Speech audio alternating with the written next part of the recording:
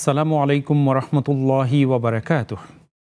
ইন্নাল হামদালিল্লাহ ওয়াসসালাতু ওয়াসসালামু আলা মান লা নাবিয়্যা বা'দা। সম্মানিত দর্শক শ্রোতা, প্রীতি নিন, শুভেচ্ছা নিন। আপনাদের প্রত্যেককে স্বাগত জানাচ্ছি নেক্সাস টেলিভিশনের প্রাত্যহিক পরিবেশনা ইসলামী জীবন বিধানের আজকের সরাসরি সম্প্রচারিত এই মোবারক আয়োজনে। নিবেদক ইসলামী ব্যাংক বাংলাদেশ পিএলসি। প্রিয় দর্শক, প্রতিদিনের মতো আজও আমরা একটি নির্ধারিত টপিকে প্রথমত কথা বলার চেষ্টা করব, যেটি কিনা আমাদের জীবন ঘনিষ্ঠ এবং সমসাময়িক একটি প্রসঙ্গ, গুরুত্বপূর্ণ প্রসঙ্গ। আরও একটি বিষয় আমরা জানি যে আমাদের আয়োজনটি নেক্সাস টেলিভিশনের পাশাপাশি নেক্সাস টেলিভিশন ইসলামিক এই ফেসবুক পেজ থেকেও সরাসরি সম্প্রচারিত হচ্ছে, আলহামদুলিল্লাহ। ইতোমধ্যে অনেকেই হয়তো আপনারা অনলাইনেও আমাদের সাথে সংযুক্ত হয়েছেন, আপনাদেরকেও মোবারকবাদ জানাচ্ছি। আপনাদের জন্যই যেহেতু আয়োজন, আপনারা স্ক্রিনে প্রদর্শিত নাম্বারে সরাসরি ডায়াল করে কিংবা মন্তব্যের ঘরে, আমাদের আজকের স্ট্যাটাসের মন্তব্যের ঘরে আপনাদের জিজ্ঞাসা কিংবা যে কোনো কথা লিখলে সেখান থেকেও আমরা নেওয়ার চেষ্টা করব ইনশাআল্লাহ তাআলা।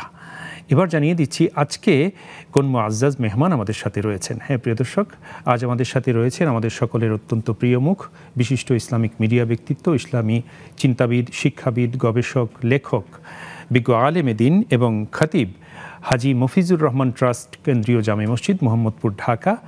আমাদের সকলের প্রিয় শায়েখ ফদিলাতুল উস্তাজ গাজী সানাউল্লাহ রহমানী হাফিজাহুল্লাহ। আসসালামু আলাইকুম ওয়া রাহমাতুল্লাহি ওয়া বারাকাতুহু। ওয়ালাইকুম আসসালাম রহমতুল্লাহি ওয়া বারাকাতুহু। শায়েখ, আপনাকে মোবারকবাদ জানাচ্ছি এবং কৃতজ্ঞতা, আপনার মূল্যবান সময় শেয়ার করছেন। আলহামদুলিল্লাহ, আপনাকে অনেক অনেক শুকরিয়া। আল্লাহ তাআলা আমাদেরকে প্রত্যেকের জীবনে আলো দান করুন। আল্লাহুম্মা আমিন। এবং গত বেশ কদিন ধরে মক্কা মদিনার হজ এবং হজ উমরা সংশ্লিষ্ট বিষয় নিয়ে আলোচনা হচ্ছে। এই সকল স্থান এবং বিষয়ের বারাকাহ রব্বুল আলামিন আমাদেরকে নসিব করুন। আল্লাহুম্মা আমিন। অনেক শুকরিয়া শায়েখ, জাযাকুমুল্লাহ খায়ের। প্রিয় দর্শক, আমরা শায়েখের সাথে পরিচিত হলাম আর শায়েখ একটি কথা বলে দিয়েছেন। হ্যাঁ, আমরা হজ নিয়ে কথা বলছিলাম, হজের বিভিন্ন দিক, হজ উমরার। আলহামদুলিল্লাহ, আজও এর ব্যত্যয় ঘটছে না।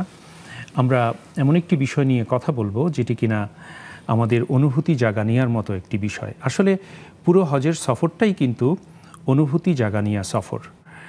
আমরা কে কতটা উপলব্ধি করতে পারলাম, উপলব্ধিতে নিতে পারলাম এবং আমরা আমাদের জীবনকে পরিবর্তন করতে পারলাম, আমাদের নিজেকে আত্মশুদ্ধির পথে নিয়ে যেতে পারলাম, আত্মশুদ্ধি অর্জন করতে পারলাম, সেটি হজের লক্ষ্য। হ্যাঁ প্রিয় দর্শক, আজ তাই আমরা যে ক্যাপশনটি করেছি সেটি হচ্ছে মিনার তাঁবুর 18 ইঞ্চি জায়গা এবং আমাদের বাস্তবতা। মিনার তাঁবুর 18 ইঞ্চি জায়গা এবং আমাদের বাস্তবতা। হ্যাঁ প্রিয় দর্শক, আমরা শায়েখের কাছে যাচ্ছি। শায়েখ, আমরা এখানে দেখতে পাচ্ছি যে হজের যে আহকামাতগুলো রয়েছে তার মধ্যে অন্যতম যে মিনায় অবস্থান করা এবং মিনার যে অবস্থানের যে ব্যবস্থাপনাটা, যে অ্যাকোমোডেশন, এটা আমরা জানি সকলেই যে খুব ছোট্ট একটা জায়গা, এক চিলতে একটা জায়গা, যেটা কিনা 18 ইঞ্চি থেকে হয়তো 2 ফুট সর্বোচ্চ এরকম একটা জায়গা। সেখানে আমাকে শুতে হয়, আবার সেখানেও আবার অনেক সময় মানুষ এসে বসেন, অনেকে আবার সেখানেও জায়গা দিতে হয়। এই যে অবস্থা, এই অবস্থা থেকেই এই বিষয়টা আসলে আমাদেরকে কি শিক্ষা দিচ্ছে, আমাদেরকে কি ইঙ্গিত করছে, আমরা এখান থেকে কি মেসেজ পাচ্ছি। এছাড়াও আরও যে সকল বিষয়গুলো রয়েছে, পদে পদে কিন্তু আমরা আমাদের উপলব্ধির জায়গাগুলো রয়েছে। তো এখানে দেখতে পাচ্ছি যে এরকম একটা চমৎকার বিষয় যে আমরা জানি যে মকবুল হজ, হজ্জে মবরুর বলা হয়েছে, যে সেই হজ যেই হজে মানে একজন হাজি সাহেব বেশি বেশি খাওয়াবেন অন্যকে এবং অন্যের সাথে অত্যন্ত সুন্দর কোমল আচরণ করবেন, কথা বলবেন, তাহলে তিনি হজ্জে মবরুর পাবেন। বীর যে শব্দটা থেকে এসছে, তাহলে আমরা দেখতে পাচ্ছি যে এই যে অন্যের সেবা শুশ্রূষা করা, অন্যের খেদমত করা এবং অন্যের সাথে ভালো আচরণ করা, অথচ এরকম একটা প্রতিকূল পরিবেশ, এরকম একটা সংকীর্ণ জায়গার মধ্যে থেকে, নিজের এত কষ্টের মধ্যে থেকেও এই যে বিষয়গুলো এবং সেই সঙ্গে এই যে বাস্তবতাটা আপনি যদি বলতেন শায়েখ আমাদের। আলহামদুলিল্লাহি রাব্বিল আলামিন, ওয়াসসালাতু ওয়াসসালামু আলা রাসূলিল আমিন ওয়া আলা আলিহি ওয়া আসহাবিহি আজমাইন ওয়া মান তাবিআহুম বিইহসানিন ওয়া ঈমানিন ইলা ইয়াউমিদ্দিন। আম্মা বা'দু, ফাআউযু বিল্লাহি মিনাশ শাইতানির রাজীম। বিসমিল্লাহির রহমানির রহিম।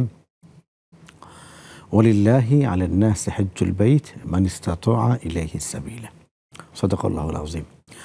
মোহতারাম, আপনাকে ধন্যবাদ জানাচ্ছি। আপনার ইন্ট্রোতে সূচনা কথায় একটি বাক্য উঠে এসেছে, সেটি হলো হজটি হলো উপলব্ধির সফর।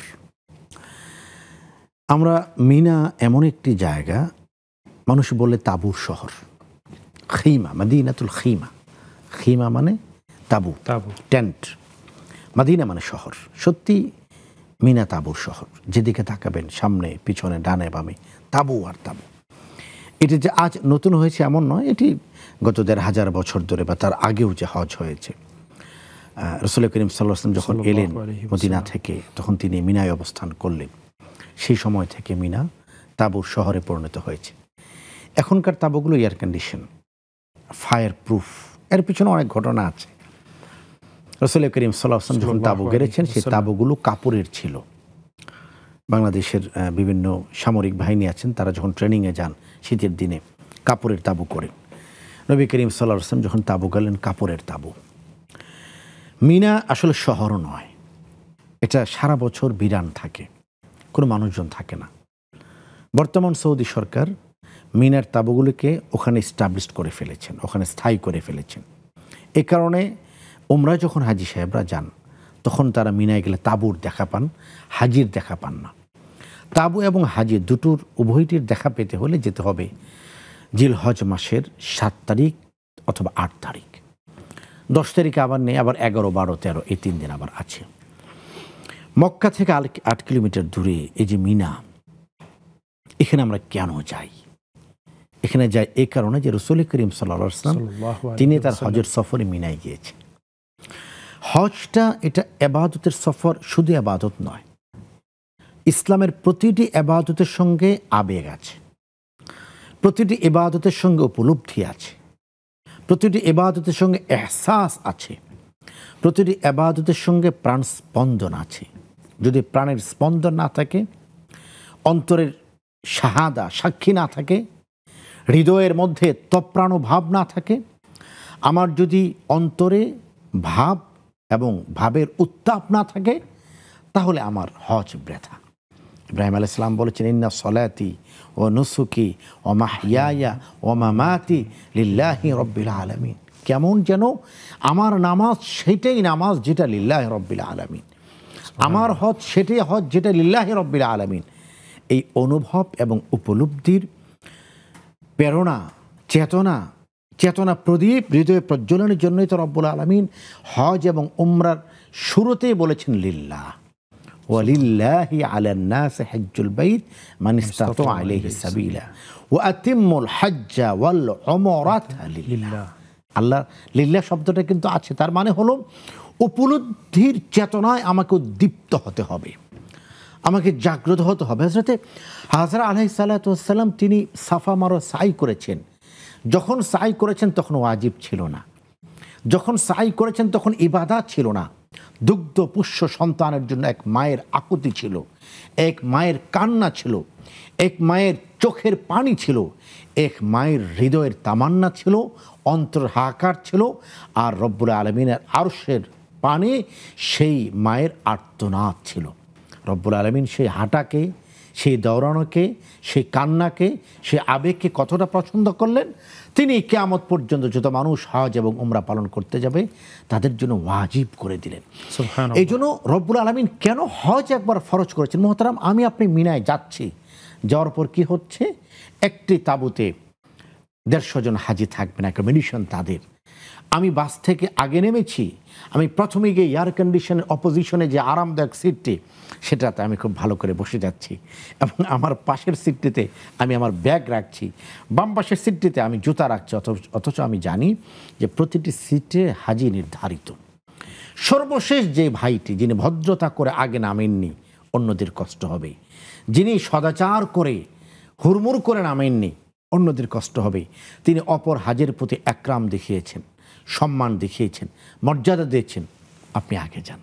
তিনি যখন সবার শেষে আসলেন, তার সিটটি হলো কোথায়? একেবারে তাঁবুর দরজার সামনে। আর আমি কি করলাম, আমি যখন অজু করে ফিরছি তখন পা মোছার কোনো ভালো জায়গা পাচ্ছি না, ওই দরজার পাশে যে সিটটি আছে আমি সেই সিটটিতে পাটা ভালো করে মুছে যাচ্ছি, এবং ওই যে আমার স্যান্ডেলে যে ময়লাটা লেগেছে এটাকে আমি সেই সিটের উপর দাঁড়িয়ে হালকা ঝেড়ে ময়লাটা ফেলছি কোথায়, যেখানে সবচেয়ে বিনয়ী মানুষটি, যিনি কোনো কারণে আগে আসতে না পেরে সবশেষে সিটটি পেলেন, আমি আমার আরেক হাজি ভাইয়ের সিটটাকে ময়লা করে ফেলছি। দেখুন, আমি যদি অপরের প্রতি দয়ার্থ না হতে পারি, অন্যের প্রতি যদি আমার শ্রদ্ধাবোধ না জাগে, তিনিও হাজি, তিনিও দুইফর রহমান, তিনিও আল্লাহর ঘরের মেহমান হতে পারে। এই ব্যক্তি যখন আকাশের দিকে আরাফার ময়দানে হাত তুলবেন আর বলবেন লাব্বাইক আল্লাহুম্মা লাব্বাইক, হতে পারে তার লাব্বাইকের কারণে আমার লাব্বাইক কবুল হবে, এটিও তো হতে পারে। এজন্য মিনার ময়দানে আমি যখন যাচ্ছি, এহরামের শুভ্র পোশাক আমি পরছি, আমি বলছি লাব্বাইক হাজ্জান, আমি বলছি আল্লাহুম্মা ইন্নী উরিদুল হাজ্জা ফায়াসসিরহু লি ওয়া তাকাব্বাল মিন্নি, আমি হজের এহরাম পড়ছি, আমি তালবিয়া পড়ছি, এর সঙ্গে সঙ্গে যেন এই নিয়তটা করি রব্বুল আলামিন মিনার ময়দানের সুবাস যেন আমি গ্রহণ করতে পারি, সেই তৌফিক তুমি আমাকে দাও। আল্লাহুম্মা আমিন। মিনার ময়দানের সৌরভ যেন আমি গ্রহণ করতে পারি, সেই তৌফিক আমাকে দাও। মহতারাম, যে আপনি 3 প্রকার হজের কথা বলেছেন, আপনি বলেছেন হজ্জে মাবরুর। শেখ, এই জায়গাটায় আমরা ফিরবো আপনার কাছে ইনশাআল্লাহ। দর্শক রয়েছেন আমাদের সাথে। জি, আসসালামু আলাইকুম ওয়া রাহমাতুল্লাহ। ওয়ালাইকুম আসসালাম ওয়া রাহমাতুল্লাহ। হুজুর, জি মোহতারাম, আমরা শুনতে পাচ্ছি, আপনি বলুন। শাইখের কাছে আমার তিনটা প্রশ্ন, তার মধ্যে একটি প্রশ্ন আমি সর্বপ্রথম বলে দেই। অনেক সময় আমরা জানার ক্ষেত্রে ওই আপনাদের পরিচালক আমাদেরকে বলে কয়টা প্রশ্ন বলবেন, হয়তো বলি যে 2টা, কিন্তু অলরেডি বলি ফেলি 3টে। আসলে ওইটা আমাদের অপরাধ হচ্ছে কিনা, এটাই একটা। আচ্ছা, এটা একটু শাইখ বলবে, অনেক সময় মনের আপত্তিতে চলে আসে আবার। আচ্ছা, বুঝতে পেরেছি। সেই ক্ষেত্রে আজকে বলছিলাম আমি 2টা প্রশ্ন করব, ওই ক্ষেত্রে আমি 3টা প্রশ্ন আজকে করব আর কি।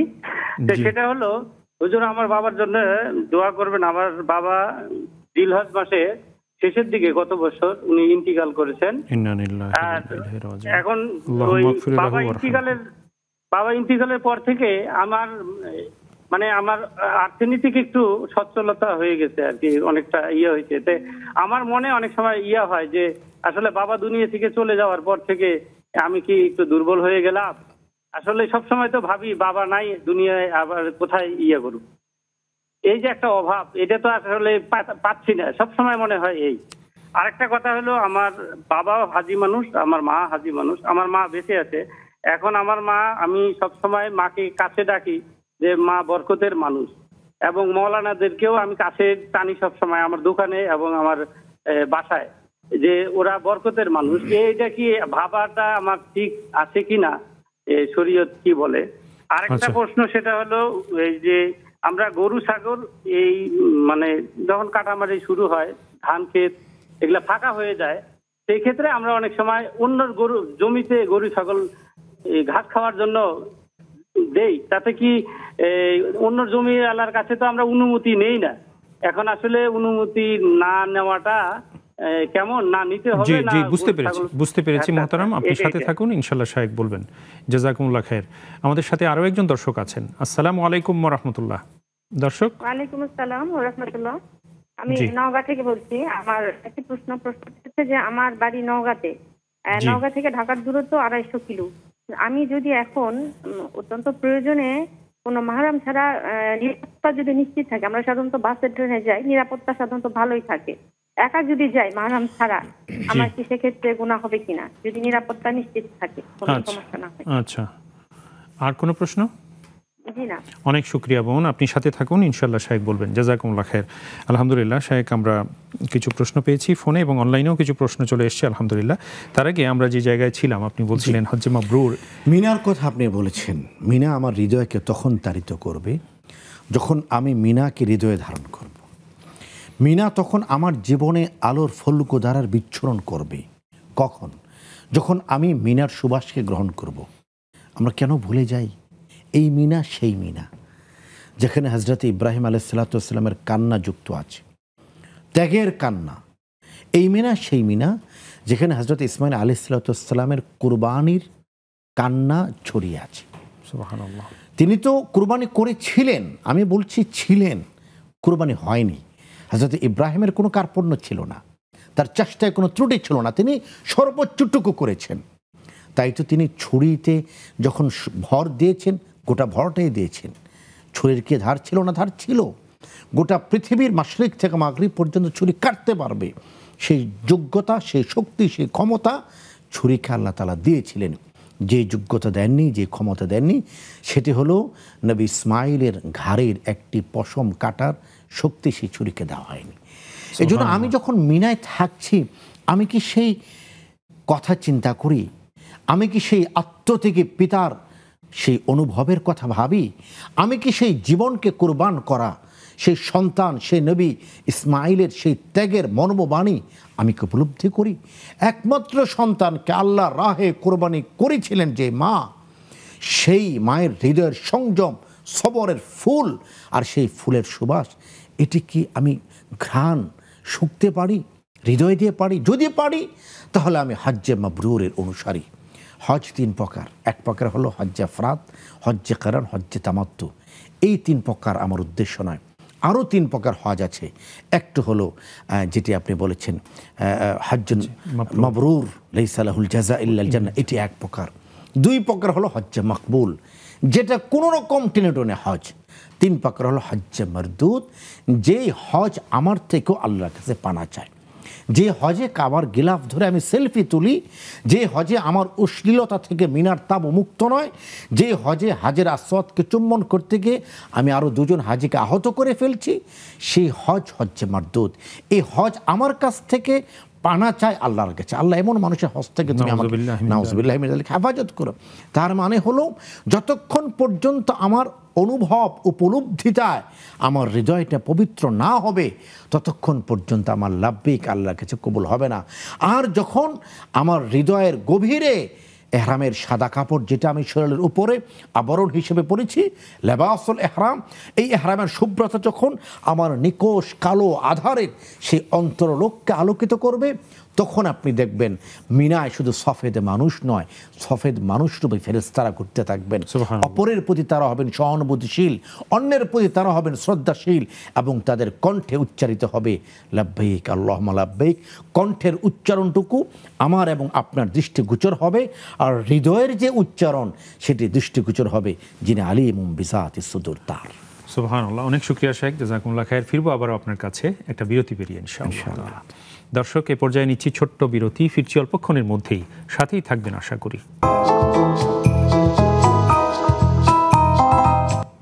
সুপ্রিয় দর্শক, আবারও আপনাদের প্রত্যেককে স্বাগত জানাচ্ছি আপনাদের প্রিয় আয়োজন নেক্সাস টেলিভিশনের প্রাত্যহিক পরিবেশনা ইসলামী জীবন বিধানের আজকের সরাসরি সম্প্রচারিত আয়োজনে। নিবেদক ইসলামী ব্যাংক বাংলাদেশ পিএলসি। আমরা আবারও শায়েকের কাছে যাচ্ছি। শায়েককে মোবারকবাদ এবং কৃতজ্ঞতা জানাবো আবারও। আলহামদুলিল্লাহ, শায়েক, আমাদের হাতে অনেক প্রশ্ন জমা হয়েছে। আপনি অনুমতি দিলে আমরা প্রশ্ন উত্তরে যেতে পারি ইনশাআল্লাহ তাআলা। আলহামদুলিল্লাহ, আমাদের প্রথম যে ভাই ফোনে যে প্রসঙ্গগুলো অবতারণা করেছেন, প্রথমে তিনি যে বিষয়টি জানতে চেয়েছেন যে অনেক সময় ফোনের কথা আর কি, ফোন যখন রিসিভ হয় এখানে জিজ্ঞেস করা হয় যে কটি প্রশ্ন, তো অনেক সময় 2টি প্রশ্ন বলে 3টি প্রশ্ন বা 3টি বলে 4টি প্রশ্ন করে ফেলেন। এই যে কথার খেলাপ হলো, এতে কোনো গুনাহ হচ্ছে কিনা? জি না, এতে ওনার গুনাহ হচ্ছে না। কারণ হলো আমরা যেটা জিজ্ঞেস করি বা আপনারা যেটা জিজ্ঞেস করেন সেটা হলো উনি কতটি প্রশ্নের ইরাদা করেছেন। কিছু প্রশ্ন চলে আসে যেটা প্রশ্নের সাথে প্রশ্ন, তো এতে কোনো সমস্যা নেই। এটি যিনি প্রশ্ন করছেন এবং আমরা যারা উত্তর দিচ্ছি, আমাদের যেহেতু মধ্যকার কোনো সমস্যা নেই, এখানে গুনাহ হওয়ার কোনো বিষয় নেই ইনশাআল্লাহ। সবাইকে সুযোগ দেওয়ার ক্ষেত্রে হয়তো একটা লিমিটেশন থাকে, আমাদের একটা লিমিটেশন, সীমাবদ্ধতা থাকে। আমরা তো চাই, চিন্তা করে তিনি হয়তো বলেছেন যে আমি অন্যের হক নষ্ট করছি কিনা। না, আলহামদুলিল্লাহ। তবে হ্যাঁ, আমাদের সকল দর্শক শ্রোতারা সকলের যে অভিযোগটি থাকে, আমার কাছে অনেক অভিযোগ করেন, আপনার কাছে অনেকে করেন যে আসলে ওনারা অনেক দিন থেকে লাইনে আছেন কিন্তু হয়তো ফোন করতে পারছেন না। তো এই জন্য অন্যের প্রতি সহানুভূতি দেখাতে গিয়ে আমার কথাটা আমি খুব সংক্ষেপে বলবো, এটা যেন আমাদের প্রত্যেকের নিয়ত চেষ্টা থাকে। অনেক শুকরিয়া শেখ। তো ওনার প্রশ্ন যেটি 3টি, সেটি প্রথমটি হলো ওনার বাবা ইন্তেকাল করেছেন, বছরখানেক হয়। তো তিনি খুব বাবার অভাব ফিল করেন এবং একটা শূন্যতা অনুভব করেন সব সময়, এবং তিনি নিজেকে খুব মানে কখনো কখনো খুব একা বোধ করেন এবং খুবই নিজেকে মানে অনেকটা নিঃস্ব মনে করেন। এই যে তার এই যে অনুভূতিগুলো, এইগুলো কি কোনো প্রবলেম আছে কিনা, শরিয়ার আলোকে এতে কোনো সমস্যা আছে কিনা, বা তার কি কোনো কিছু করণীয় আছে কিনা, হয়তো তিনি জানতে চেয়েছেন। প্রথম বিষয় হলো ভাই, যাদের বাবা হারিয়েছেন, মা হারিয়েছেন, তারা সত্যি ঠিকানাবিহীন। বাবা হলেন মাথার সবচেয়ে বড় আশ্রয়। এই আশ্রয়টা যখন আল্লাহ তাআলা নিয়ে গেলেন, তখন তিনি একটু বেসাহারা হয়ে গেলেন। কিন্তু আমাদের সকলেরই সবচেয়ে বড় ঠিকানা হলো আমাদের রব এবং আমাদের আল্লাহ। এই কারণেই তো আমাদের প্রিয়জন যখন আমাদের ছেড়ে চলে যান, সেটা বাবা হতে পারে, মা হতে পারে, গার্জিয়ান হতে পারে, আমরা কি বলি, ইন্না লিল্লাহি ওয়া ইন্না ইলাইহি রাজিউন। সকল ছায়া যখন শেষ হয়ে যাবে, সকল সামিয়ানা যখন টুটে যাবে, মাথার উপর থেকে সকল আলো যখন নিমিষে হারিয়ে যাবে, আলো যখন ফুরিয়ে যাবে, অস্তমিত হয়ে যাবে, তখনও যিনি আদি, যিনি অনন্ত, সে আল্লাহর রহমতের ছায়া আমাদের উপর থাকেন। এজন্য বাবা হারানোর বেদনায় আমরা কাতর কণ্ঠে উচ্চারণ করি, রব্বির হামহুমা কামা রব্বায়ানি সগীরা। কিন্তু সেই শোককে শক্তিতে রূপান্তরিত করে আমার কাজে মনোযোগ ফিরিয়ে আনা, আমার কাজে শক্তি ফিরিয়ে আনা, এটি মুমিনের লক্ষণ। মনে রাখতে হবে, আমাদের পিতামাতারা, তারা আমাদের চোখের আড়াল হয়েছেন, তারাই হারিয়ে যাননি। তারা আছেন কোথায়? আমাদের মননে, এবং তারা অপেক্ষা করছেন ইনশাআল্লাহ জান্নাতে আমাদের ভালো কাজগুলি তারা পান। কোন কিতাবে এটি আসছে যে সন্তান যখন ভালো কাজ করে পিতামাতা আনন্দিত হন, তারা খুশি হন, এবং সন্তান যখন মন্দ কাজ করে তখন পিতামাতা লজ্জিত হন। এই জন্য রাসূল করিম সাল্লাল্লাহু আলাইহি ওয়াসাল্লাম বলেছেন, ইজামাতুল ইনসান ইনকাতা আমালুহু ইল্লা বিসালাস। যখন মানুষ মারা যায়, তার সাথে 3টি সম্পর্ক ছাড়া সমস্ত সম্পর্ক বন্ধ হয়ে যায়। সেখানে একটি গুরুত্বপূর্ণ কথা নবীজি সাল্লাল্লাহু আলাইহি ওয়াসাল্লাম বলেছেন, ওয়ালাদুন সালিহুন, নেক সন্তানের সঙ্গে পিতামাতার সম্পর্ক কাটাপ হয় না, বন্ধ হয় না, সম্পর্ক চালু থাকে। কিভাবে সেটা? কই, আমি তো আমার বাবাকে চোখের সামনে পাচ্ছি না, আমি তো আমার মাকে ঘরে পাচ্ছি না, কিভাবে চালু থাকে? এখন কিভাবে চালু থাকে এটি বুঝতে হলে আমাদের অনুভব করতে হবে, জানতে হবে। ওয়ালাদুন সালেহুন কে? রাসূল বলেছেন, আল্লাযী ইয়াদউলা, যেই সন্তান তার পিতামাতার জন্য দোয়া করে, সে হলো ওয়ালাদুন সালেহুন। তার মানে পিতামাতা যখন সন্তান ভালো কাজ করে, তারা কবরে, হাসরে, যেখানেই আছেন, তারা এলিনে আছেন, তারা কিন্তু সন্তানের ভালো কাজকে অনুভব করছেন। মন্দ কাজ করলে তারা লজ্জিত হচ্ছেন। এই জন্য পিতামাতা যখন চলে যাবে, তাদের হারানোর এই বেদনাকে, শোককে শক্তিতে রূপান্তরিত করে তাদের রেখে যাওয়া দোয়া এবং তাদের রেখে যাওয়া আদর্শ পথের উপর অবিচল থাকা, এটা দায়িত্বশীল সন্তানের দায়িত্ব এবং কর্তব্য। আল্লাহ তাআলা আমাদের সকলকে সেরূপ সন্তান হওয়ার তৌফিক দান করুন, আমিন। শায়েখ, এরপর ওনার যে প্রসঙ্গটি ছিল সেটিও একটি প্রসঙ্গ, একটি অনুভবের কথা, যে তার মা আছেন বেঁচে এবং মাও পবিত্র হজ পালন করেছেন। এছাড়া আরও যে সকল হাজি সাহেবানগণ রয়েছেন, যে যারা হজ করেছেন ইতিপূর্বে, তিনি সকলকেই বরকতের মানুষ মনে করেন। এমনটি ভাবা কি কোনো অন্যায় কিছু কিনা? জি, আপনার আলোচনার প্রশ্নের আরেকটি অংশ ছিল যে আলেম ওলামায়ে কেরামকে জি, এর বরকতটা আসলে কিসের বরকত? এমন নয় যে এটা তিনি ছুঁয়ে দিলেই আলো হয়ে গেল, এরকম নয়। বিষয়টা হলো তাদের দোয়া আল্লাহ তাআলার কাছে কবুল হয়। মায়ের দোয়া আল্লাহর কাছে কবুল হয়। মা তো নিঃসন্দেহে বরকত। মায়ের পায়ের নিচে সন্তানের বেহেশত, এটা এই নয় যে পায়ের নিচেটা দেখলে বোঝা যাবে ব্যস্ত কোথায়, এমন নয়। বরং মায়ের খেদমতের নিচে সন্তানের বেহেশত, মায়ের সন্তুষ্টির নিচে সন্তানের বেহেশত। যখন দিনদার মানুষ, আলেম ওলামারা, আপনি তাদেরকে সম্মান করেন, তারা আপনার জন্য দোয়া করে, এই দোয়া আপনাকে জান্নাতের পথকে সুগম করে দেবেন। নেককার মানুষরা যখন দোয়া করবেন, তাদের সেই দোয়া আপনার জন্য বরকতের কারণ হবে। এই জন্য এদেরকে বরকতের কারণ মনে করা, এটা তো মুমিনের কাজ, এখানে মন্দের কিছু নেই। কিন্তু এই বরকত কোনো ধর্মীয় ব্যক্তিত্বের প্রতি সীমানা যেন অতিক্রম না করে, আমি যেন, আল্লাহ ক্ষমা করুক, তাদেরকে পূজনীয় মনে না করি, শরীয়তের সীমানা যেন আমরা ক্রস না করি। পীরের কাছে যাচ্ছেন, আল্লাহ মাফ করুক, কোনো নারীরা, পীর মানে ধর্মীয় জ্ঞান যার আছেন, যিনি ধর্মীয় দিক থেকে আপনার উস্তাদ, এটাই শরিয়া সমর্থন করে। কিন্তু একজন পীরের কাছে কোনো নারী যাচ্ছেন পর্দা ছাড়া, এটা শরিয়া সমর্থন করে না। যে মানুষটা শরীরের মধ্যে নয়, সেই যিনি শরীয়র সীমানা লঙ্ঘন করছেন, তিনি তো শরীয়তের বাহিরে চলে গেছেন। এই জন্য কাউকে শ্রদ্ধা করতে গিয়ে, কাউকে বরকতময় মনে করতে গিয়ে কোনোভাবেই শরীয়তের সীমানা অতিক্রম করা যাবে না। আল্লাহ আমাদেরকে হেফাজত করে। আল্লাহুম্মা আমিন। শেখ, আমাদের সাথে আরও দুজন দর্শক সংযুক্ত আছেন। আসসালামু আলাইকুম ওয়া রাহমাতুল্লাহ। দর্শক, কথা বলুন। আসসালামু আলাইকুম। ওয়ালাইকুম আসসালাম। জি মোহতারমা, আমরা শুনতে পাচ্ছি, আপনি বলুন। আমি টঙ্গী থেকে বলছি। আমার একটা প্রশ্ন ছিল, দুটা প্রশ্ন। যে আমি জানতে পারছি আপনার অনুষ্ঠানের মাধ্যমে এক প্রশ্ন উত্তরে জানতে পেরেছি যে মোজা পরে নামাজ পড়তে হবে, খালি পায়ে নামাজ পড়া যাবে না। শায়েখ সেটাকে সমর্থন করে বলেছেন যে এটা খুব শক্তভাবে মানতে হবে। এখন আমি তো, আমার বয়স এটা 69 বছর, আমি গত 60-65 বছর যাবত আমি খুব ছোটবেলা থেকেই নামাজে আসক্তি আমার মা আমাকে করেছেন। তা আমি তো মোজা ছাড়া পড়েছি, তাহলে আমার সমস্ত নামাজ কি হয়ে গেছে? আচ্ছা, আমরা বুঝতে পেরেছি আপনার এই প্রশ্নটি। বর্তমানে আমি মোজা পড়াটা মনে থাকে না, এবং আমি অন্নবস্ত্রর জন্য আমার খুব কষ্ট হয়, আমার শরীরের মধ্যে কিরকম একটা জ্বালা পোড়া করে, আমি মোজা পরে নামাজটা পড়তে পারছি না।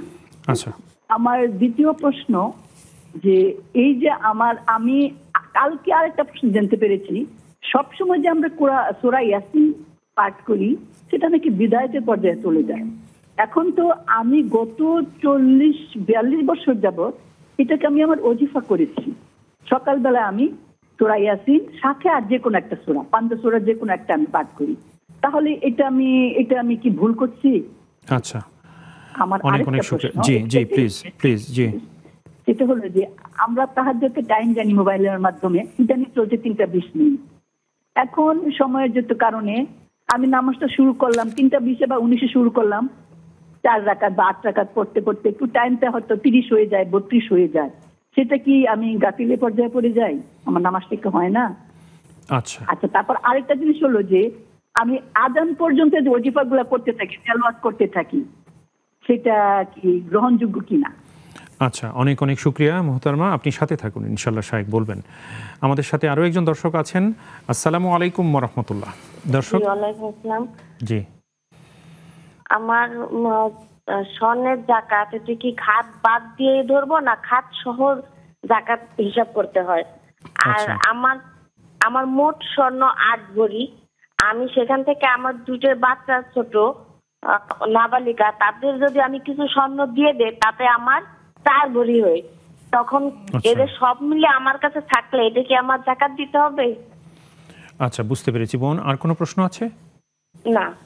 অনেক শুকরিয়া, আপনি সাথে থাকুন, ইনশাআল্লাহ শায়েখ বলবেন। জাযাকুমুল্লাহ খায়ের। আলহামদুলিল্লাহ, প্রিয় দর্শক, আরও একটা ছোট্ট বিরতির সময় হয়েছে, ফিরছি অল্পক্ষণের মধ্যেই, সাথেই থাকুন।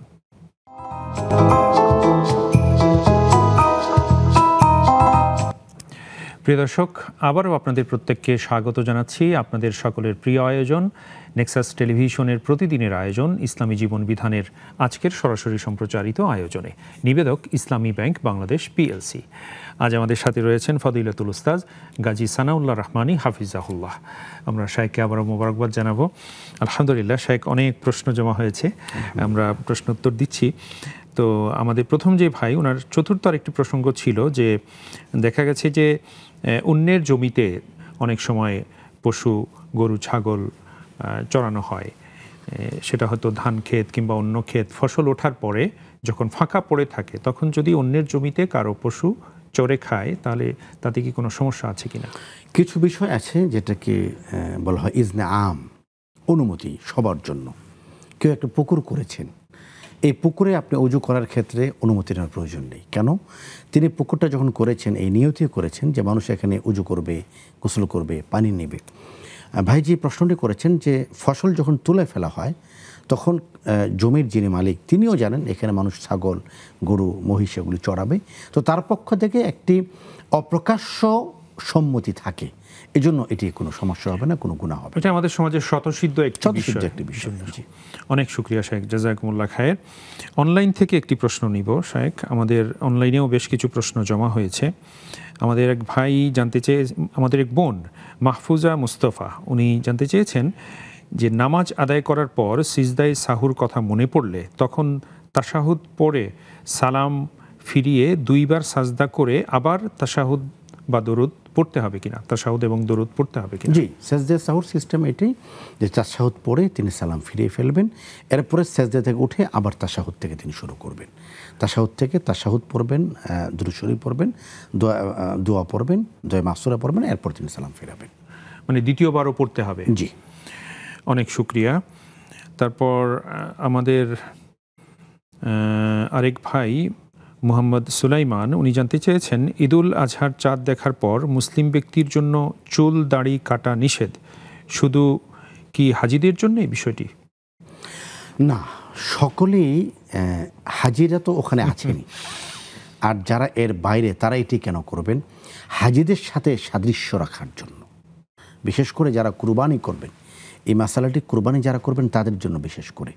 আমি যখন কুরবানি করব, হাজিরা তো সেখানে আছেন, তারা হেরাম অবস্থায় আছেন, তারা তো চুল দাড়ি মুছ কাটছেন না। তো আমি যেহেতু কুরবানি করব, হাজিদের সাথে সাদৃশ্য রাখার জন্য আমি আমলটি করব, এটি সুন্নাহ। অনেক শুকরিয়া শাইখ। তারপর আমাদের এক বোন ফোনে একটি প্রসঙ্গে জানতে চেয়েছেন, সেটি হলো যে তার বাড়ি নওগাঁ, তিনি নওগাঁ থেকে ঢাকায় আসা যাওয়া করেন। তো বলছিলেন যে নওগাঁ থেকে ঢাকা যদি নিরাপত্তার কোনো সমস্যা না থাকে তাহলে কি মাহরাম ছাড়া তিনি যাত্রা করতে পারবেন কিনা? দেখুন, নিরাপত্তাটা গুরুত্বপূর্ণ বিষয় নয়, শরিয়াটা গুরুত্বপূর্ণ বিষয়। রাসূল করিম সাল্লাল্লাহু আলাইহি ওয়াসাল্লামের সময়ে গোটা পৃথিবীতে নিরাপত্তার যে দৃষ্টান্ত ছিল, কিয়ামত পর্যন্ত নারীদের নিরাপত্তার এমন দৃষ্টান্ত আর হবে না। কিন্তু তখনও তো রাসূল করিম সাল্লাল্লাহু আলাইহি ওয়াসাল্লাম মাহরামকে আবশ্যক করেছেন। এজন্য আমরা যেন ভুল না বুঝি, বিষয়টা নিরাপত্তার নয়, বিষয়টা ইবাদতের। রাসূল করিম সাল্লাল্লাহু আলাইহি ওয়াসাল্লাম ইসলামের বিধান করে গিয়েছেন, কোনো নারী যদি ৭৪ কিলোমিটার পর্যন্ত, ৪৭ মাইল ৭৪ কিলোমিটার পর্যন্ত সফর করেন, তাহলে তিনি তার সঙ্গে মাহরাম রাখবেন। হতে পারে এটি ব্যক্তিগত সফর, হতে পারে এটি ইবাদতের সফর, তার সঙ্গে মাহরাম থাকবেন। নিরাপত্তা বিঘ্নতা সবসময় বিষয় নয়, মূল বিষয় হলো ইবাদা, এটা নবীজির নির্দেশ। এই জন্য আপনি মাহরামকে সঙ্গে নিয়ে সফর করবেন, রাসূলের নির্দেশ, ইসলামের নির্দেশ, এবং এর মধ্যেই বারাকা এবং খায়ের ইনশাআল্লাহ তাআলা। আল্লাহ তাআলা বোঝার তৌফিক দান করুন, আমিন। এরপর আমাদের আরেক বোন, উনি 3টি প্রসঙ্গ জানতে চেয়েছেন। প্রথমটি হলো তিনি শুনতে পেয়েছেন যে মোজা পরে সালাত আদায় করতে হবে মহিলাদের, বিষয়টি? আমার বোন, আপনি যেটি বলেছেন এটি সম্ভবত কোথাও বুঝতে ভুল হয়েছে আপনি, এবং আপনি বলেছেন যে আমাদের অনুষ্ঠান থেকে কোনো শায়েখ এই উত্তরটি দিয়েছেন। হয়তো এমনটি না, আসলে শায়েখ কি বলেছেন, আপনি কি বুঝেছেন, বিষয়টা আমাদের কাছে পরিষ্কার নয়। না, মোজা পরে সালাত আদায় করতে হবে এমন কোনো বিধান ইসলামে নেই। যিনি বলেছেন তিনি হয়তো অন্য কোনোটা বলেছেন, অথবা অন্য কোনো প্রশ্নের আলোকে হয়েছে। তো আপনি যেটি বলছেন এটি আপনি ভুল বলছেন। আপনি বলেছেন ইতিমধ্যে আপনার যে নামাজগুলি হয়েছে মোজা ছাড়া, নিঃসন্দেহে নামাজগুলি বিশুদ্ধ হয়েছে। আপনি কোথাও শুনতে একটু ভুল করেছেন। আল্লাহ তাআলা আমাদেরকে সঠিক বোঝার তৌফিক দান করুন। আল্লাহুম্মা আমিন। শায়েখ, আমাদের সাথে আরো দর্শক আছেন, আমরা অ্যাটেন্ড করব ইনশাআল্লাহ। আসসালামু আলাইকুম ওয়া রাহমাতুল্লাহ। দর্শক কথা বলুন। আসসালামু আলাইকুম ওয়া রাহমাতুল্লাহি ওয়া বারাকাতুহু। আমি মোহাম্মদ ইসলাম আলী বলছি, কংগ্রেস মণিপুরি পাড়া থেকে। আলহামদুলিল্লাহ। দুইটা প্রশ্ন। একটা প্রশ্ন হচ্ছে, এই যে মসজিদে মক্তব যেটা করা হয়, সকালে বাচ্চারা মক্তব পড়ে, মসজিদের কমিটি কি করে এটাকে ভাতাবাজি করে পড়তে দেয় না, বা হুজুর আনলে ভাই এই কাজটা করতে পড়তে দেয় না, এরকম ইয়ে করে। আর একটা হচ্ছে তারা বাচ্চারা যেতে চায় না, একটু আমরা আরেকটু বলবেন আগের প্রশ্নটি? মানে বাচ্চারা মক্তবে যেতে চায় না, মক্তব যে বাচ্চারা সকালে পড়ে, জি, আর কি করতে তারা কোনো ব্যবস্থা করে না, এমনকি টাকা দিয়ে যদি অন্য হুজুর রাখা হয় তাকে তাড়ি দেওয়ার ব্যবস্থা করে, বা তাকে বিদায় করে দেয়, এরকম কোন এরকম তারা ষড়যন্ত্র করে। কারা করেন এটা? মসজিদের কমিটি, যারা সভাপতি, সেক্রেটারি, আচ্ছা। হ্যাঁ, তারপরে আরেকটা বিষয় হচ্ছে যে মসজিদের যে ফান্ডটা, এই টাকাটা নিয়ে তারা নিজেরা ব্যক্তিগত ভাবে বাংলে, মানে অন্য জায়গায় খরচ করে, তাদের প্রয়োজন যখন হবে তখন মানে এটা দিতে চায় না, নয় করে পরে দিবে, এইগুলো করে। আর একটা কথা হচ্ছে যে বাচ্চারা আমাদের ওই 8 বছর 9 বছর বয়স, সেটা নামাজ কালাম কম বেশি পড়ে, মসজিদে যায়। তা হচ্ছে যে সুন্নাতে খাতনা করার সময় এটাকে এই যে 6 দিন বা 7 দিন পরে যখন তখন কি এদের মসজিদে যে নামাজ পড়া বা এইসব করতে পারবো, এমন কি কোনো ব্যবস্থাই নাই? মোহতারাম একটু ছোট করে বলবেন, স্পেসিফিক করে বলেন, প্রশ্নটি একদম স্পেসিফাই করে বলেন, কি জানতে চাচ্ছেন? মানে যে বাচ্চাদের সুন্নাতে খাতনা যেটা করা হয়, জি, এই অবস্থায় কি সে নামাজ কালাম পড়ার জন্য মসজিদে যেতে পারবে? আগে থেকে পড়ে আর কি নামাজ কালাম, রক্ত না জ্বললে বা নাপাকি না থাকলে। আচ্ছা, বুঝতে পেরেছি। অনেক শুকরিয়া, আপনি সাথে থাকুন, ইনশাআল্লাহ শায়েখ বলবেন। জাযাকুমুল্লাহ খায়ের। সম্ভবত আমাদের সাথে আরো একজন দর্শক যুক্ত আছেন। আসসালামু আলাইকুম ওয়া রাহমাতুল্লাহ। দুঃখিত দর্শক, লাইনটি কেটে গেছে কোনো কারণে, হয়তো আপনি আবারও চেষ্টা করুন, ইনশাল্লাহ পেয়ে যাবেন। জাযাকুমুল্লাহ খায়ের। শেখ, আলহামদুলিল্লাহ আমাদের হাতে বেশ কিছু প্রশ্ন জমা আছে। তার আগে আমাদের পূর্বের যে বোনের দ্বিতীয় আরেকটি প্রশ্ন ছিল যে সবসময় সূরা ইয়াসিন পাঠ করার অভ্যেস, এটাও উনি শুনেছেন যে বিদআ অনেকে বলেছেন। এই বিষয়টি সঠিক কিনা, এই উত্তরটি জানবো আরও একটি বিরতি পেরিয়ে ইনশাআল্লাহ তাআলা। শেখ, দর্শক আবারও যাচ্ছি ছোট্ট বিরতিতে, ফিরছি অল্পক্ষণের মধ্যেই, সাথেই থাকবেন আশা করি।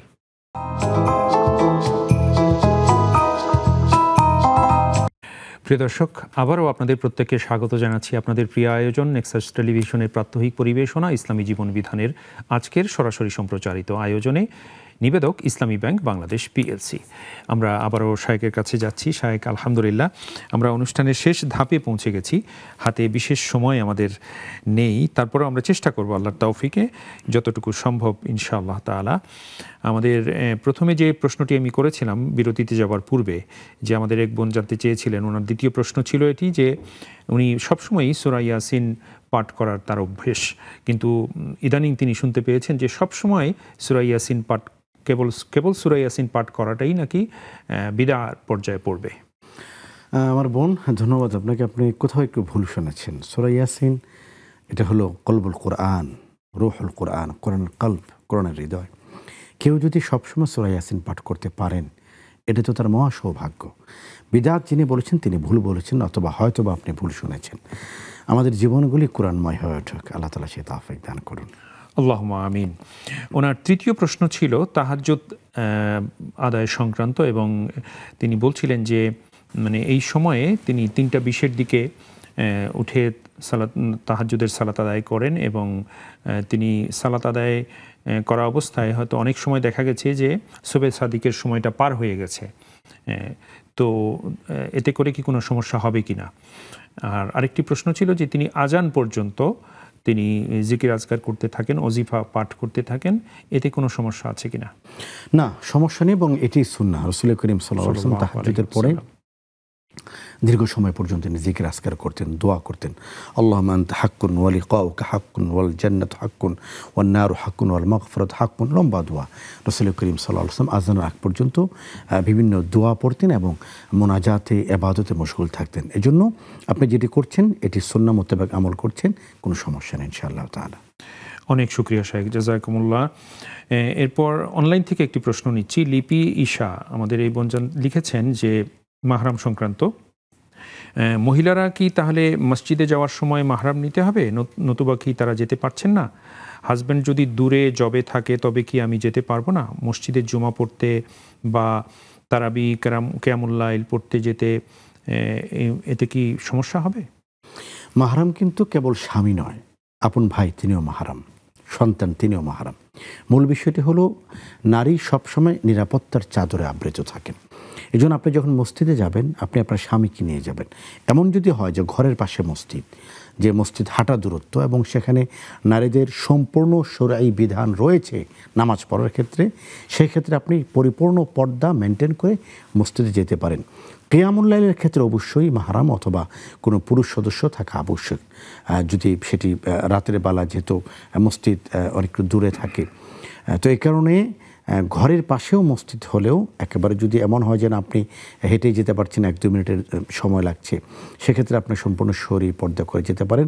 কিন্তু যদি দূরে হয় তাহলে অবশ্যই মাহরাম প্রয়োজন। মাহরাম বললে আমরা শুধু স্বামীকে মনে করি, এটি নয়। 12 জন পুরুষ একজন নারীর মাহরাম, সেটা বাবা মাহরাম, তার সঙ্গে তার সন্তান মাহরাম, তার ভাই মাহরাম, তার মামা মাহরাম, এবং অনেক ধরনের মাহরাম আছে। পুরুষ শুধু নারীর বডিগার্ডই নয়, তিনি নারীর নিরাপত্তার প্রতীক।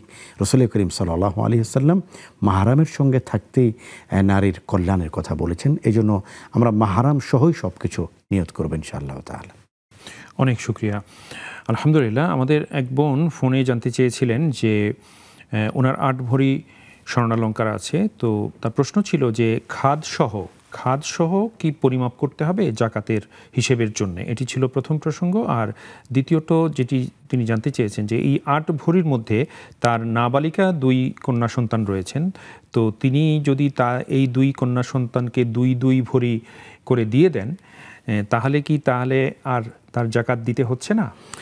প্রথম বিষয় হলো খাত আছে কি নেই জাকাতের ক্ষেত্রে এটি ধর্তব্য নয়। ধর্তব্য হলো যে স্বর্ণ আপনার কাছে আছে এটির বিক্রয় মূল্য কত, খাত কতটুকু আছে এটা বিষয় নয়, যা আছে তাই এটি নিয়ে বিক্রয় মূল্য কত এর উপর আপনার জাকাত নির্ধারিত হবে। প্রথম প্রশ্ন উত্তর। দ্বিতীয় প্রশ্ন হলো এই ফাঁকি ঝুঁকিটা আমাদের মা বোনরা করে থাকেন। আপনি আপনার যে 2 মেয়েকে দিয়েছেন তারা নাবালিগা, তারা যতক্ষণ পর্যন্ত প্রাপ্তবয়স্কা না হচ্ছেন ততক্ষণ পর্যন্ত স্বর্ণের মালিক আপনিই রয়ে যাচ্ছেন। এটা আমাদের মা বোনরা ভাগ ভাগ করে, এটা ছোট মেয়েকে দিলাম, ওটা বড় মেয়েকে দিলাম, থাকে কিন্তু তার কাছেই, মালিক তিনিই থাকেন। এই জন্য যতক্ষণ পর্যন্ত বাচ্চারা প্রাপ্তবয়স্ক না হচ্ছেন এতক্ষণ পর্যন্ত আপনিই মালিক আছেন, আপনি এটার জাকাত প্রদান করবেন। অনেক শুকরিয়া শায়েখ, জাযাকুমুল্লাহ খায়ের। এরপর আমাদের এক ভাই উনি তিনটি প্রসঙ্গ অবতারণা করেছেন কাছাকাছি। প্রথমত ছিল যে মক্তবে বাচ্চারা যে পড়াশোনা করে সেখানে যে আলেম পড়াশোনা করান, ইমাম সাহেব পড়াশোনা পড়ান, তো এই বাচ্চারা উনি কমপ্লেন করেছেন যে মসজিদ কমিটি এটা চান না যে মক্তবে বাচ্চারা যাক এবং ইমাম সাহেব তাদেরকে পড়ান, এটা মক্তব মানে মসজিদ কমিটি সেটা চান না এবং ওনারা প্রায়শই ইমাম সাহেবকে নিরুৎসাহিত করেন এবং উনি বলছিলেন যে তাকে চলে যেতেও বাধ্য করেন এরকম টিচার রাখলে। তো এই বিষয়ে সম্পর্কে তিনি জানতে চেয়েছেন এবং 68,000 গ্রামে 68,000 মক্তব প্রতিষ্ঠা করা, এটি ছিল বাংলাদেশের তওবার প্রবর্তক একজন আলেম, একজন তাপস হাফিজ হুজুর রহিমাহুল্লাহ তাআলার স্বপ্ন। আমরা এখনও মনে করি আমাদের মসজিদগুলি, প্রতিটি মসজিদে যদি মক্তবটা ফিরে আসে আমাদের সমাজে যে বদ্দিন এবং দিন বিরোধী যে আগ্রাসন এটি থাকবে না ইনশাআল্লাহ তাআলা। দিনই পরিবেশ ফিরে আসবে বাংলাদেশের টেকনাফ থেকে তেঁতুলিয়া এবং রূপসা থেকে পাথুরিয়া।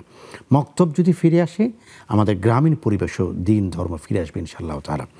এই জন্য মসজিদগুলিতে মক্তবের প্রতি জোর দেওয়া দরকার। কেউ যদি জোর না দেয় এটা তাদের ব্যক্তিগত ব্যর্থতা। মসজিদে মক্তব হলে সে মসজিদ প্রাণবন্ত থাকে, মসজিদ আবাদ থাকে, মসজিদ আলোকিত থাকে। কমিটি কেউ যদি না চান, আসলে কমিটি ও মসজিদের ক্ষেত্রে একটি খুব সেন্সিটিভ বিষয় হয়ে দাঁড়িয়েছে। কমিটির সদস্য তারা হবেন যারা মসজিদের ব্যাপারে সবচেয়ে বেশি আগ্রহী, মসজিদের কল্যাণের ক্ষেত্রে যারা সবচেয়ে বেশি অগ্রগামী তারাই হবেন কমিটির সদস্য। আল্লাহ রাব্বুল আলামিন আমাদের প্রতিটি মসজিদের কমিটিকে দিনদার হওয়ার তৌফিক দান করুন এবং দিনদারদেরকে কমিটির সদস্য হওয়ার তৌফিক দান করুন। আল্লাহুম্মা আমিন।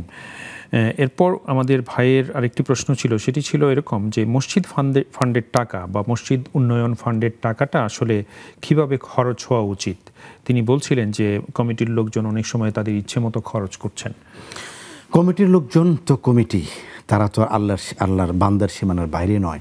মসজিদের প্রতিটি পয়সা আমানত, এটি সাধারণ মুসল্লিদের দানের টাকা, এই আমানতকে রক্ষা করতে হবে এবং সেই আমানতকে কেউ যদি রক্ষা না করে লঙ্ঘন করেন তার জবাব তাকে আল্লাহর কাছে দিতে হবে। এই জন্য এই আমানতের গভীর উপলব্ধি যেন আমাদের হৃদয়ে থাকে এবং সেই উপলব্ধির সঙ্গে যেন আমরা মসজিদের টাকার সদ্ব্যবহার করি সর্বোচ্চ। আল্লাহ তাআলা সে তৌফিক দান করে। আল্লাহুম্মা আমিন। ওনার তৃতীয় প্রসঙ্গ ছিল যে খতনা করার পর ব্যান্ডেজ করা থাকা অবস্থায় যদি মসজিদে যে সেই ব্যক্তি বা সেই কিশোর বালক সে যদি সালাত আদায় করতে যায় তাহলে কি কোনো সমস্যা আছে কিনা?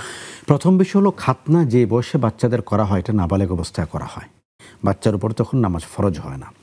এখন এই বয়সী বাচ্চা যেহেতু খতনা হয়েছে, সে যদি সম্পূর্ণরূপে রক্ত ব্লিডিং থেকে মুক্ত থাকে তাহলে সে মসজিদ যেতে পারে, নয়তো এই ব্যবস্থায় মসজিদে না যাওয়াটাই উত্তম। অনেক শুকরিয়া শায়েখ। এরপর অনলাইন থেকে একটি প্রশ্ন নিচ্ছি।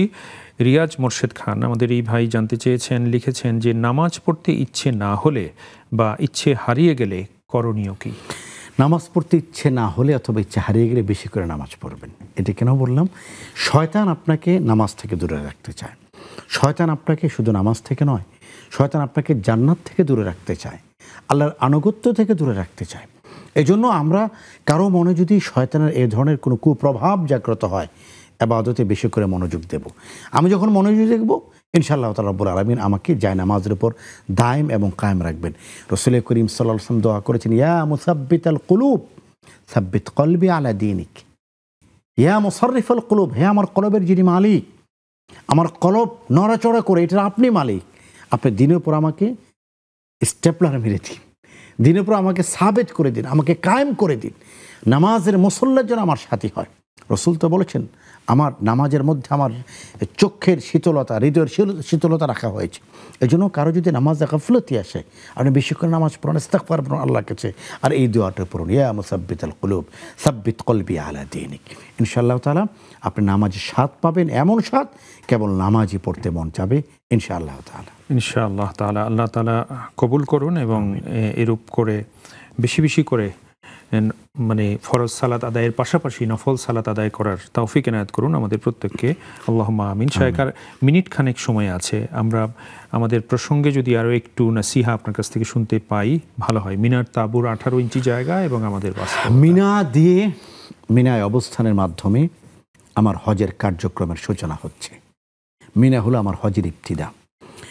উমরা পালনকারী ব্যক্তি তিনি ঘর থেকে ইহরাম বাঁধার পরে তালবিয়া পড়তে পারেন কতক্ষণ? যতক্ষণ তার চোখের সামনে কাবা ঘর আসে। কাবা ঘর এলো, তার তালবিয়া বন্ধ হয়ে গেল। হজ পালনকারী ব্যক্তি যখন তিনি ইহরাম বাঁধেন, এয়ারপোর্ট থেকে নিয়ে 7 তারিখ, 8 তারিখ, 9 তারিখ, 10 তারিখ সকাল যখন তিনি জামারায় পাথর নিক্ষেপ করেন, এ পর্যন্ত তিনি তালবিয়া পড়তে পারেন। মিনার ময়দান, মিনার তাবু রাসূল করিম সাল্লাল্লাহু আলাইহি ওয়াসাল্লাম 8 তারিখ যোহর থেকে নিয়ে 9 তারিখ ফজর পর্যন্ত মিনায় অবস্থান করেছেন। 5 ওয়াক্ত নামাজ তিনি মিনায় পড়েছেন। আপনি 8 তারিখে জোহরে যান অথবা 7 তারিখ রাতে যান, আমাদেরকে 7 তারিখ রাতে নিয়ে যাওয়া হয় ভিড়ের কারণে। মূল কথাটি হলো মিনা হলো আমার ইয়াউমুত তালবিয়া। মিনা আমি যেন তালবিয়াটা পড়তে থাকি। মিনা হলো আমার তালবিয়ার শুভ সূচনা। এহরামের শুভ্র কাপড় পরে তাঁবুর নিচে হাজারো কোটি টাকার যিনি মালিক, তিনি আমার মতো 18 ইঞ্চি জায়গাতে আছেন। যে লোকটা কোনো রকম টেনে টেনে হজ করতে গিয়েছে, তিনিও আমার মতো 18 ইঞ্চি জায়গাতে আছেন। মানেটা কি? মানেটা হলো একদিন কিন্তু আমাদেরকে কবরে শুতে হবে। মিনায় আপনার গায়ে যে সেলাইবিহীন সাদা 2 টুকরো কাপড় আছে, হতে পারে এই কাপড় আমার কাফনের অংশ। আমরা 2 বার জীবনে সেলাইবিহীন সাদা কাপড় পরি। আমার কথাটি একটু ভুল হয়েছে। একবার আমি পরি, সেটা কখন? সেটা আমি মিনায় পরি, এহরাম বাঁধার পর আমি পড়ি। এই কাপড় আমার সঙ্গে মুজদালিফায়, এই কাপড় আমার সঙ্গে আরাফায়। আরেকবার মানুষ আমাকে পরিয়ে দেয়, সেটা কখন? বাদাল মাউত, মৃত্যুর পরে, দাফনের সময়। এই জন্য মিনা এহরামের অনুভূতি আমাকে আলোকিত রাখুক কবর পর্যন্ত, মৃত্যু পর্যন্ত ইনশাআল্লাহ তাআলা। আল্লাহ কবুল করুন, আমিন। শাহেখ আজকে আর আমরা এগোতে পারছি না, আপনাকে অনেক অনেক মোবারকবাদ এবং কৃতজ্ঞতা আয়োজনের পক্ষ থেকে। জাযাকাল্লাহ খাইর। আপনাকেও অসংখ্য দর্শক শ্রোতাদেরকে, যারা প্রশ্ন করেছেন উত্তর পেয়েছেন, যারা প্রশ্ন করতে পারেননি সামনে করবেন, সবার জন্য রব্বুল আলামিনের কাছে নেক কামনা করছি। আল্লাহুম্মা আমিন। অনেক শুকরিয়া শাহেখ, জাযাকুমুল্লাহ খাইর। আলহামদুলিল্লাহ, প্রিয় দর্শক, আমরা শাহেখের মাধ্যমে আজকে অনেকগুলো বিষয়ে জ্ঞান অর্জন করলাম। আল্লাহ তাআলার কাছে তৌফিক এনায়েত, আল্লাহ তাআলা যেন আমাদের তৌফিক এনায়েত করেন এই প্রত্যেকটি বিষয়ের উপরে যথাযথভাবে আমল করার। আল্লাহুম্মা আমিন। আপনাদের প্রত্যেককে আবারও অনেক অনেক কৃতজ্ঞতা এবং মুবারকবাদ জানিয়ে আল্লাহ হাফেজ। ওয়াসসালামু আলাইকুম ওয়া রাহমাতুল্লাহি ওয়া বারাকাতুহু।